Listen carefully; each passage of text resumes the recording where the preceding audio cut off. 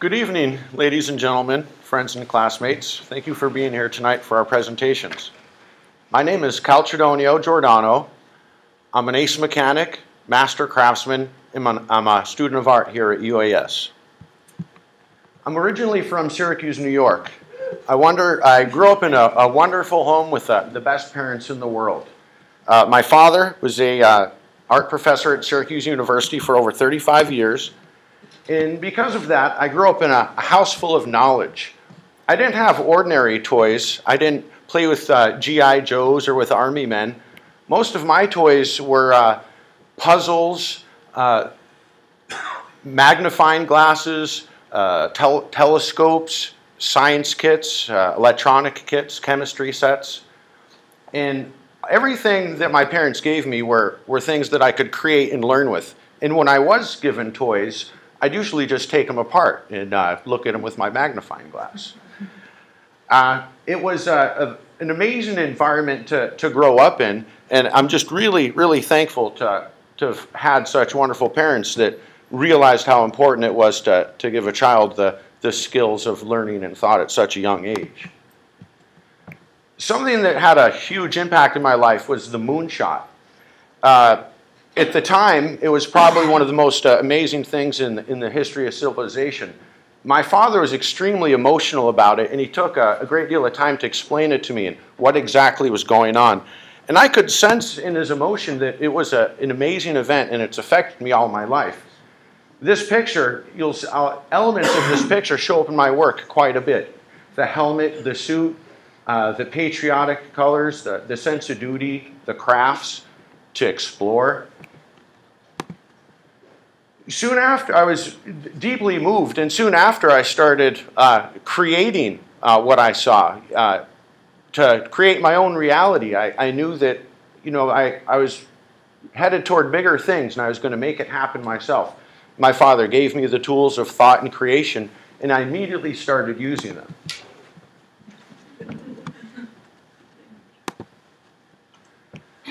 After graduation in New York, I had the opportunity to move to Bethel, Alaska. My mother had a job with the school district bringing artists to very remote locations.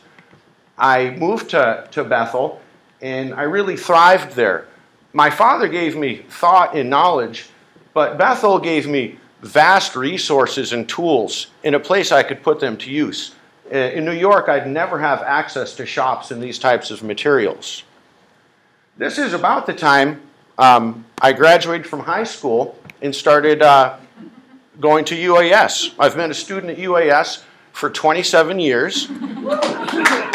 And from this point on in my presentation, we're going to go over things I've done, what I've been doing, and what my goals in the future. The Archduke Grand Excelsior is a version of my moonshot. This was one of my greatest missions. I put all my work, effort, and time into the construction of this craft. It was supposed to be unique and unstoppable, a representation of myself and how I feel about things. The Archduke was built in my place of work. My boss let me use the place, and I worked night and day. I had faith in what I was doing, and I had the motivation to where it was unstoppable. I knew it was going to happen.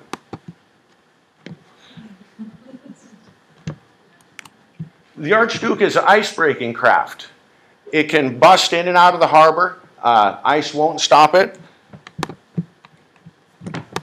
The Archduke is semi-submersible. That means it can go underwater partially. You can see by the window shots that it can go all the way up to its covered. The Archduke is also semi-amphibious. That means that it's not necessarily like a fish out of water, more like a frog. It has its own feet, so it can be launched without a trailer, it can be towed without a trailer, and it can run hard aground on purpose. A dinghy isn't needed to land on any of the islands. You just hit it full speed ahead. The bottom's also armored, so you can go very, very close to rocks without fear of the boat being damaged or holing it. The Archduke was built as a mystery ship. There was no name. I didn't really want any recognition. The whole idea of the mystery ship was to be mysterious. But soon, it started getting recognition first locally, then nationally with Popular Mechanics, where I was one of the top 10 backyard geniuses, which was considered the 10 best unsung engineers in the world. I was really proud of that. From that, I went on to Modern Marvels, where the Archduke was considered a modern marvel on the episode Weird Machines.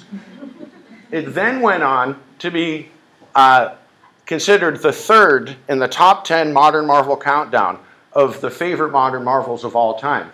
I was really surprised about that. One of my most prized possessions and memories from this project is that cup there. That cup is an antique British Navy rum ration cup. That was given to me by instructor Michael Hunter, my metalsmithing teacher, and he gave that to me full of rum for a job well done. It's a very special memento of the project. The Archduke brought me places physically. It brought me recognition that I never thought I would have ever got, but it also put me in contact with people I hadn't seen in years. People that I grew up with, went to high school with, and my girlfriend Nicole, who I hadn't seen in 25 years. We started communicating indirectly because of the Archduke, and we live together till this day. And it's her birthday today, too. Tail gunner moto exhaust. Tail gunner exhaust is an exhaust that was founded my brother and I. Motorcycles have long since been a passion of mine. I feel extremely comfortable on a motorcycle. I've ridden all my life, and I wanted to make a contribution to it. I wanted to change it. I wanted to be responsible for something in the motorcycle industry. Now, some of the first customized motorcycles were done after World War II, with troops coming home, deciding to change their motorcycles to reflect them and their personality. They needed to get back, and they were all excited, and they just needed some excitement, and motorcycles were it. Later on, Vietnam, same thing. I knew history wouldn't repeat itself.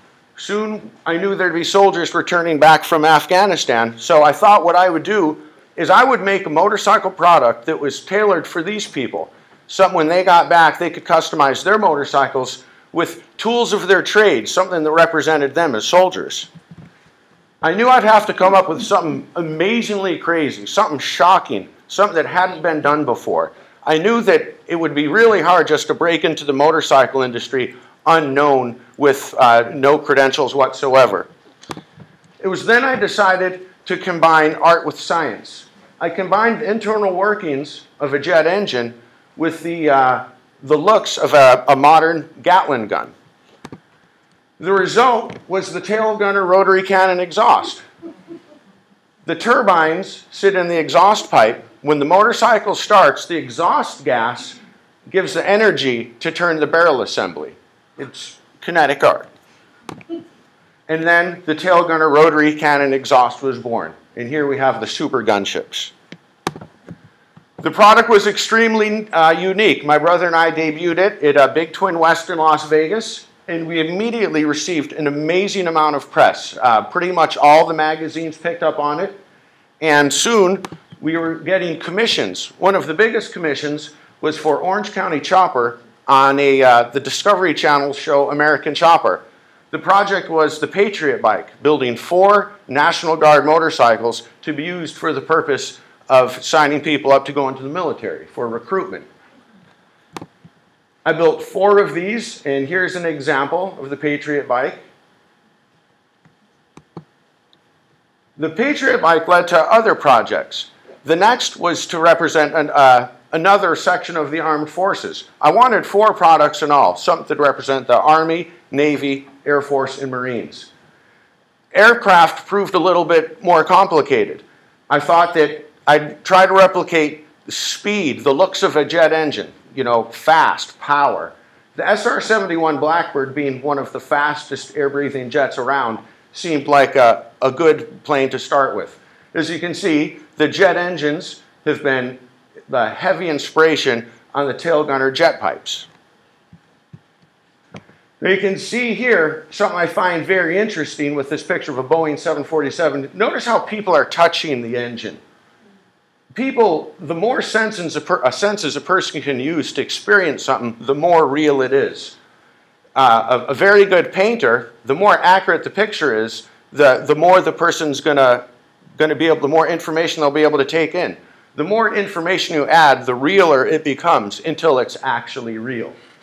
People here are touching this just because people are tactile. They have to feel things. This is a very interesting project. This project was for Icon Motorsports for the purpose of selling this helmet. The A-10 Thunderbolt was chosen because of the Gatling gun in the front that's used on the helmet and the twin jet engines in the back. What I came up with was a front-mounted gun on the front of the bike, as the A-10 has, and twin jets in the back. This was a very unique product because it looked good and it also utilized both of the products I had out at the time. Next was the ground troops, the rifle. Now the M16's been the right arm of our armed forces for quite a while. So I took the most unique feature of that, which is the muzzle brake, which could be considered almost the exhaust of a rifle, and I enlarged it. I took the enlarged M16 flash suppressor and put it on the exhaust pipes. Finally was the Navy, even more challenging. Fortunately, torpedoes and submarines pretty much look alike. I took the profile of a US Navy Mark 14 torpedo and adapted it to a motorcycle. The aerodynamic streamlined design was ideal, and it offered the bonus of exiting the exhaust where you can't see it down below, which also gave it an extremely clean look. Almost all exhaust pipes, it's their nature to get dirty. This pipe stayed clean.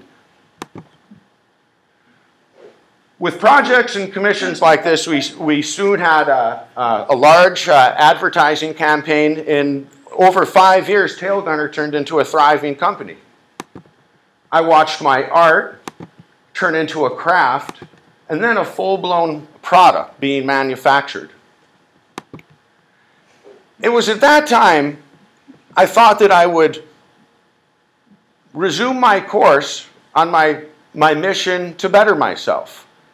With over 40 exhaust pipes in our product line, my brother running the company, and 175 dealers worldwide, I decided to take the opportunity to resume my quest for knowledge, and I re-enrolled here at UAS. Some of my first projects were self-portraits and family portraits.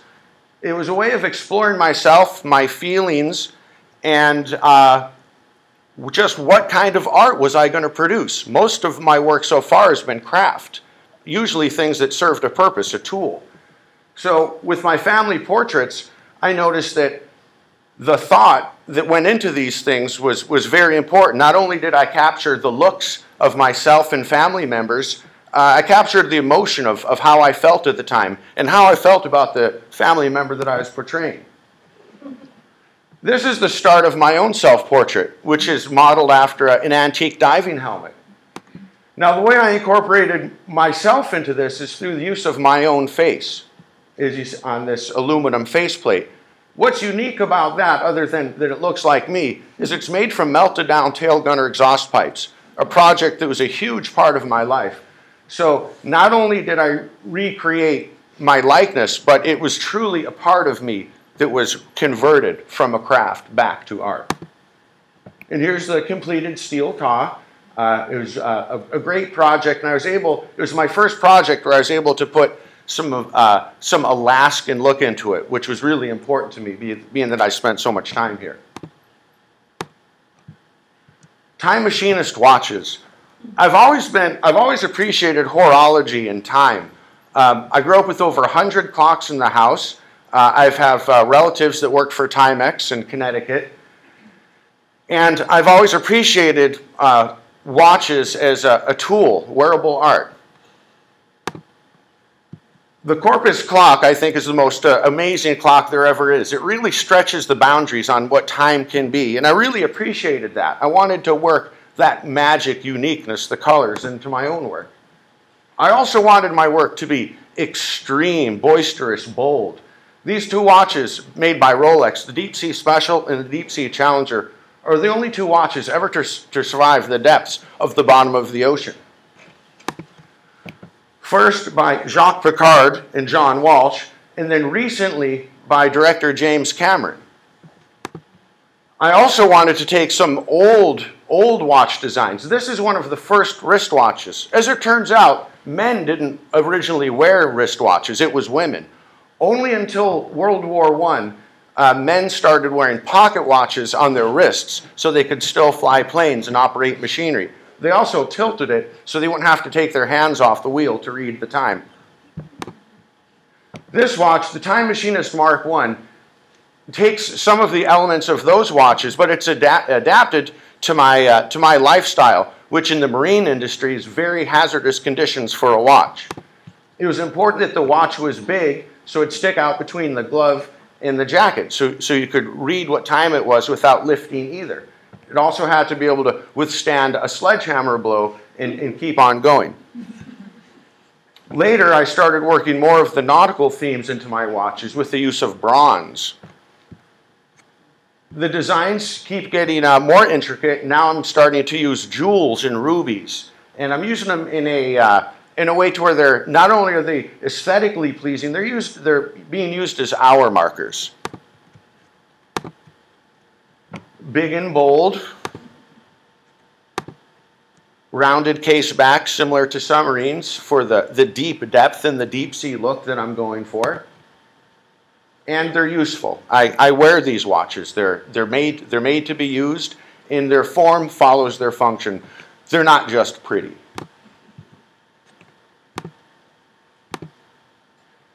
I plan on continuing of making watches as a body of my work. I've recently registered the name Time Machinist, and it's now an official trademark, an official watch brand. And it was a great way of making a college project something real. So when I graduate, I have this. A lot of my work is inspired by fantasy, shows that I grew up watching, movies, television series. Some of these objects are things that you've seen and grown up with. A lot of times I'll repurpose something. Sometimes I have to think of an excuse how to make something.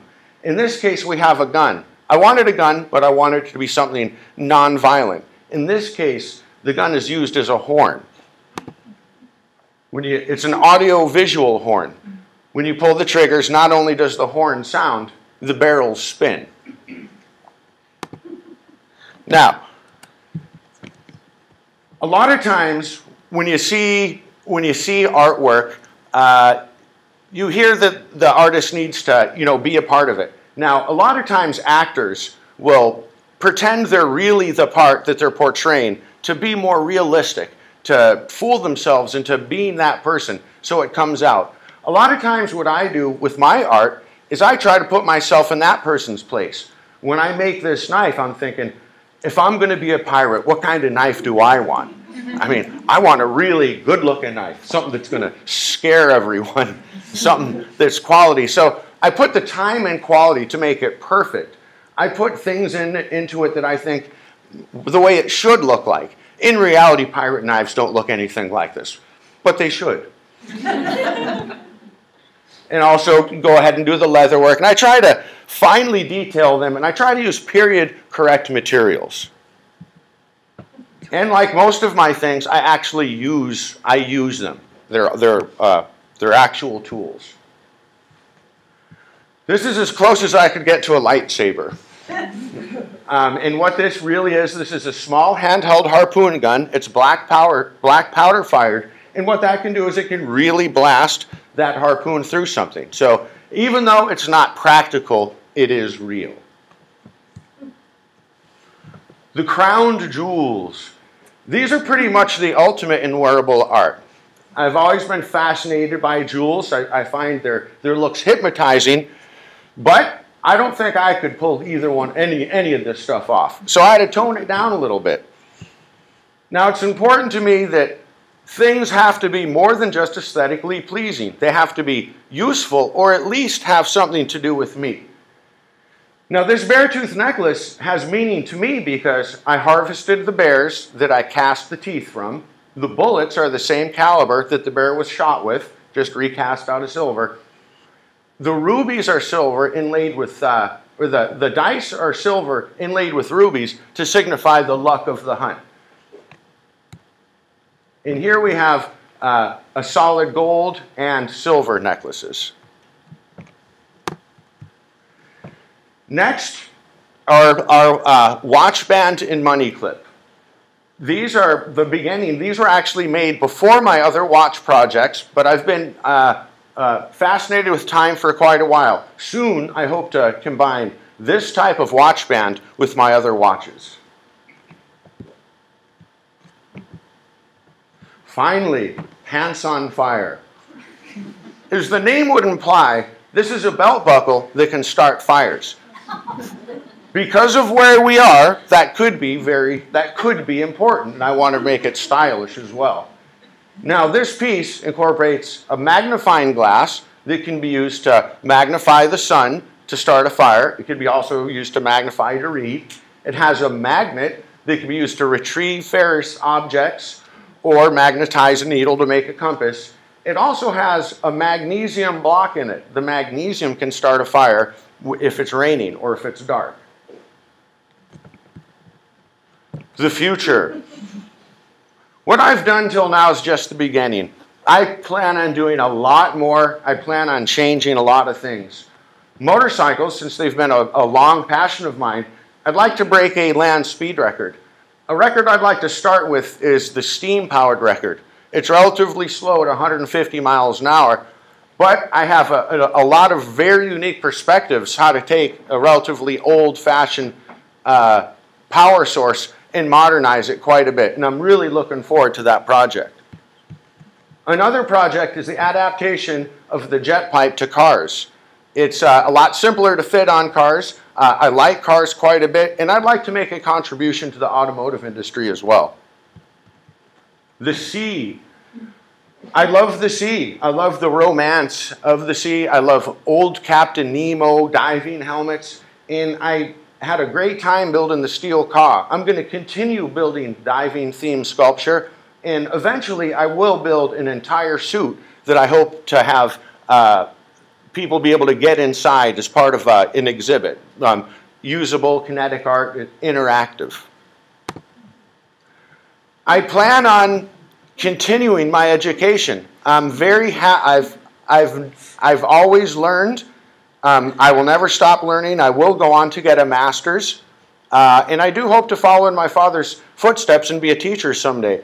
I want to enlighten people. I want them to use what they already have. I want them to stretch their imaginations, build confidence in themselves, and to learn that the value of art, the value of being able to express yourself.